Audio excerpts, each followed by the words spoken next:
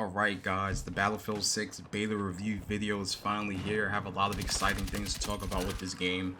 Some criticisms and some controversies that's been happening with this game and some of my concerns of the game moving forward at launch. But overall, the beta was a very positive experience, and I can say without a doubt, at least for right now, at this moment, before release of the game, before the launch of the full game, that Battlefield 6 is in a really, really good spot, and that the developers are listening to community and making the right changes. And we're gonna go into some of those changes that's being made to the game later on. But overall, I feel like the overall feel of the game is a great callback to Battlefield 3 and Battlefield 4 in regards to the style of play and gameplay that they're trying to promote with this game, in regards to playing the objective, great positioning, team play, just just all out warfare, right? And I felt like that was something that was missing from Battlefield for a bit, starting with Battlefield 5 and even going into 2042, which was a disastrous launch. I felt like they did a lot of good things to rework the game to be in a playable state, but even then, the foundation of what that game wasn't really in it being a true Battlefield game. But that's a different discussion for a different time. Many people have made videos covering 2042 and a lot of the issues that the game had. We're not going to go through that here. We're going to mainly focus on Battlefield 6 and what it does well comparative to other games, and how is it going to compete in the market, right? So in this beta, we had 4 maps: Siege of Cairo, Liberation Peak, Iberian Offensive, and Empire State. Empire State, in my opinion, being the weakest of the 4 maps. If I were to rank them, I would probably say Siege of Cairo, Liberation Peak, and Iberian Offensive, with Empire State being in last place. And some people will probably be like, Liberation Peak number 2. In my opinion, I don't think that the map is bad. I think that the map, at least for Conquest, plays really, really well. And I like a lot of the subtle nuances that comes with playing Conquest on that map in particular. I like it a lot. A lot of open spaces, good lanes, and for a lot of people who have criticisms of the map, I would say that, like for snipers, for example, right? Me, I run smokes, so I smoke off lanes, and I'm making sure that I'm attacking the objective the right way by doing so, and I'm going to show some footage of that as well. But also on the topic of Conquest, like, Conquest has always been my favorite game mode. I played Battlefield since Bad Company 2, way back in the day. So Conquest has always been the flagship mode for Battlefield, in my opinion. That along with Rush, but Rush has a lot of criticisms right now and a lot of discussion around how that game mode can be improved in Battlefield 6.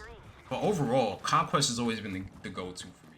Conquest has always felt like all-out warfare whenever you played Battlefield, because you have to fight for control of objectives, and by capturing those objectives, you get to spawn in that territory and essentially push the enemy back, right? So it's a battle of map control and objective control, and how you play well in and outside the objective of those flags that you're capturing, right? And it takes a lot of teamwork, some individual skill, but with the way that Battlefield's always been designed, Battlefield has always prioritized team play over individual skill. So you can have someone popping off on the map, dropping 40, 50, 60 kills, but it doesn't matter if the team isn't doing well, right? And it's designed to make you feel small. I remember somebody said that. They said, hey, Battlefield is designed to make you feel small on the battlefield. And it's very true. Like, yes, you can have an impact, but it's not going to make a huge dent if you're not playing with your team. So I like that they brought that feel back with the game, and making sure that their flagship game mode of Conquest feels and plays really, really well on these maps. Speaking of maps as well, like, lots of routes, lots of openings, nice flanking routes. So if you wanted to overextend and back cap an enemy flag, you have the ability to do that, assuming that the enemy team isn't picking up on that, right? So like I said, like, Conquest has a lot of those subtle nuances, but the way that the nuances played out was based off of map design. And the map design of these maps are pretty good so far. Like I said, Empire State, kind of mid. Like, I don't know. I don't really like it. Maybe at release, maybe at launch, I'll play it more to see if I enjoy it more. But so far, a general consensus from the community is they don't really like the map. I don't like it. It is what it is. On to the next topic, weapons. Weapons felt amazing. They felt great. All the weapons felt very different from each other. Each have unique traits that set them apart. That's one of the biggest things that was missing with 2042 as well, was the fact that a lot of the guns felt kind of the same. They didn't feel unique and very different from each other. A lot of that has to do with the poor design and hit detection of the game at the time. In this game, like I said, guns feel very, very different, very, very unique. If I had to give you two of my favorite guns from the game, it has to be the M417 and the SGX SMG. M417 having a good amount of visual recoil, but once you nail down the recoil pattern and understand how to use that gun, it hits hard, it melts. The AK-205 was also another gun that I used a decent bit outside the M4A1, and the AK is a beam. It is a beam, but the trade-off is it doesn't do a lot of damage, so it's not as hard hitting as an M4A1 or M417. So those other guns that have a little bit more recoil, even a lot more recoil than something like the AK-205, takes a bit more skill, but you do a lot more damage. So some of the changes that we're gonna see, and they talked about this in their blog post about their what they're doing and some of the changes leading up to launch, is trying to encourage more controlled tap firing and burst firing. That's something I really, really liked about Battlefield 4, was being able to tap fire and burst fire so that you can control not recoil but bloom. So if you guys don't know, Battlefield typically is low recoil, high bloom. So the longer you hold the trigger, your bullets are going to spread at further distances, right? So there was a lot of misconception from people who are not familiar with Battlefield games about how recoil and bloom works. So I hope that's a pretty simple thing for people to understand. There's a lot of visual examples you guys can get. They're also investigating TTK and time to death experiences as well. I will say a TTK and time to death did feel a bit inconsistent in beta, meaning that there was times where I will absolutely melt somebody, but then there's times where it's like I'm putting too many bullets into this person. How is he still alive? Or there's times where you're like, oh, like I'm killing other people fast, but they're killing me really fast. You feel like you're dying in 2-3 bullets. It's a bit weird, so they're investigating that, and that's a good thing. And one of the more controversial changes coming to the game is movement. Now, I don't understand why. Well, I do understand, but at the same time, like, I don't understand why there's such an uproar about them making movement changes, right? So let me say this. The movement feels grounded, right? If you played 2042, that game moved very, very fast. You had like a lot of movement tech inside that game, slide canceling, beat hopping, and stuff like that. There was some interesting movement tech in that game that didn't feel in line with what Battlefield was. Like, if they took 2042 and spun it off as a different game, like, if it just didn't have the Battlefield name attached to it, that's one thing, right? But if you have the context of playing previous Battlefield games, right? The movement tech wasn't that insane. I mean, like, I can show you guys some Battlefield 4 footage of like a top 1% player playing that game and how they move. It's different, right? But that wasn't the original design intent of the game, right? And they never really addressed it in Battlefield 4. But in 2042, that was the design intent of the movement of it being really fast. And then inside Battlefield 6, they're trying to make it more grounded and in line with something like 3 and 4, minus the exploits, right? So I like the mechanics, I like the immersive feel of it, right?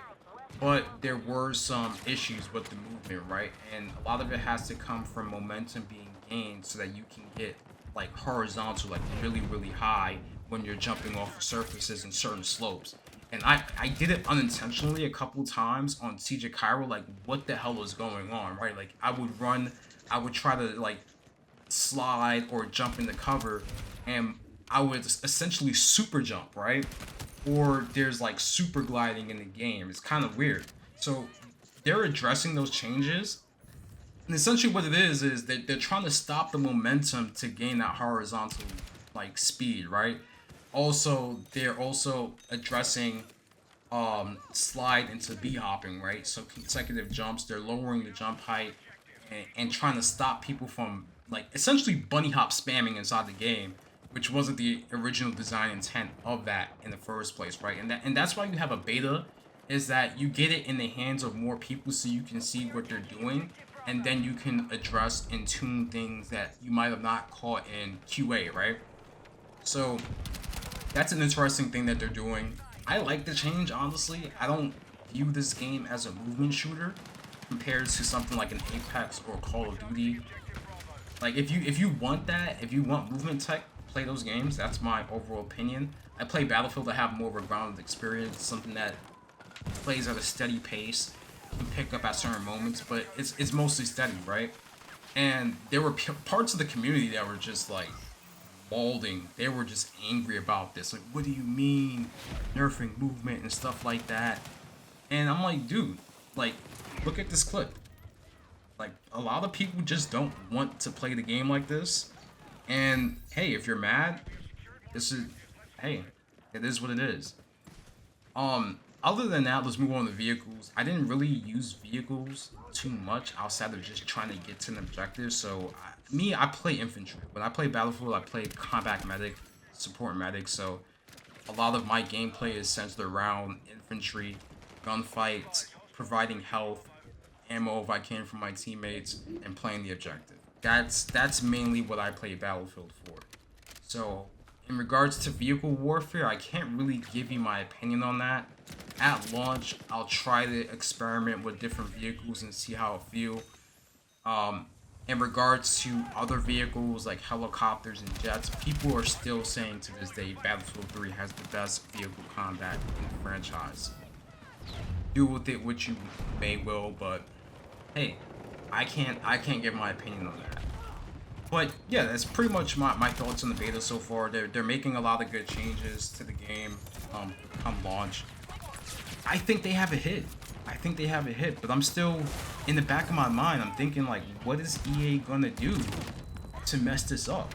We know that they're gonna monetize the game, but what's their monetization model gonna be like compared to other games that they have in their catalog, right? That's the real question. So we'll see what EA does. I'm holding my breath that they don't do anything too insane, because like outside of the main sales of the game, like they're gonna sell a lot of units of the title because there's a lot of positive feedback for the game. Like I said in the previous video, they had over 20 million players overall. The Battlefield 6 beta broke Call of Duty's all-time Steam record, which is insane. Like, a beta is beating the record of a full release game. It's kind of insane, but yeah, I'm just holding my breath in regards to what EA is gonna do to this game, because we know EA will come in there and put some mandate and say, hey, you gotta put X, Y, and Z in this game to monetize it. So if Battlefield Studios keeps with their design philosophy and what they want this game to be, then I think it's going to be great. Keep listening to the feedback, at least the positive feedback that's useful. Some people's feedback, like the streamers and all that, and the content, like some of the content creators that came from other communities, isn't that great, and a lot of people have been exposing that. So I'm not gonna really dive too much into that, because I don't know. I don't really care for it. Like, it is what it is. Like, I think the developers understand what to take seriously and what to completely disregard, right? So from that standpoint, that's great. Oh, also another thing on maps, there were a lot of people exploiting on different maps, especially Siege of Cairo. They were exploiting to get on the top of certain buildings. They are addressing that. All right, I wanted to add this onto the video. Because I'm editing the video in post, and I'm like, oh, this is the one point I forgot to mention, which is the most important point about all of this, right? Which is cheating. Cheating is a huge issue in multiplayer gaming today. It's never been worse than what it is now. You can see examples of this in Apex Legends, Warzone, Rainbow Six Siege has a huge issue right now with the launch of Siege X, with cheating and tampering with that game. And lots of other games, right? Cheating has never been more prominent in gaming than it's ever been now, right? And a telltale sign of this is the fact that after the first 24 hours of Battlefield 6 beta being out, there were already cheats being sold. That's my biggest concern with this game. Not if the anti-cheat is going to be good, but like how many people are going to be cheating. And they put this out, that the fact that Javelin anti-cheat prevented 330,000 attempts of cheating and tampering with their anti-cheat controls. And this was an early access of the beta, the first 2 days of beta being out in that first weekend. Now, I'm interested to see what that number is after beta weekend 2, because it's the integrity within online multiplayer gaming is essentially out the window, right? And there was a big controversy with the Riley CS cat boy, cat girl person, right? And I think that the two channels that covered it the best and showed evidence of this person cheating was 10IQ Gaming and Call of Shame, right? 10IQ Gaming he has the VODs of this person playing Battlefield 6 day one, right? When there wasn't cheats out, and how bad the gameplay was, and how this person essentially became this god gamer overnight, right? With this second stream and further stream showing evidence that this person was using cheats. There's evidence of this person getting banned for cheating in the past, and all these people defending this person saying that this person wasn't cheating is nonsense, right? So that has me questioning who else is cheating within not only just the Battlefield community, but other communities as well. And I'm gonna leave links in the description to those two channels so that you guys can watch that and have an understanding of how subtle it can be at times, and then other times where it's just blatantly obvious that people are cheating, right? Because cheating is more sophisticated now than it's ever been. People don't just use like ESPs, right, or load the software directly on their computer. There's external ways to do it to bypass kernel level anti-cheat, right? And we'll do a different video highlighting the way that these people cheat and how it's ruining the competitive integrity of a lot of these different games, right? But that's my biggest concern, is cheating. How bad is cheating going to be on Battlefield 6 at launch moving forward, right? And what are some of the preventative measures that they're taking? Because yes, Secure Boot is a great way, a great start to that, but knowing the hacking and cheating community, especially cheat devs, they're gonna find a way to work around Javelin like they've done with other anti-cheats, right? So there has to be more scrutiny placed on these people's gameplay. You have to be able to watch for subtle signs of, hey, this guy wasn't that good the first couple days of the game being out, and then suddenly just turned into this god gamer with insane aim and flicks and stuff like that. It's just insane. So yeah, let me know your guys' thoughts on the Battlefield 6 beta. Let me know your thoughts on cheating and how it's going to impact this game, because I think that's a real point of concern. Outside of everything else that's been covered, it mainly is cheating. Cheating is the biggest thing for me. So make sure you guys drop a like and subscribe, and I'm out.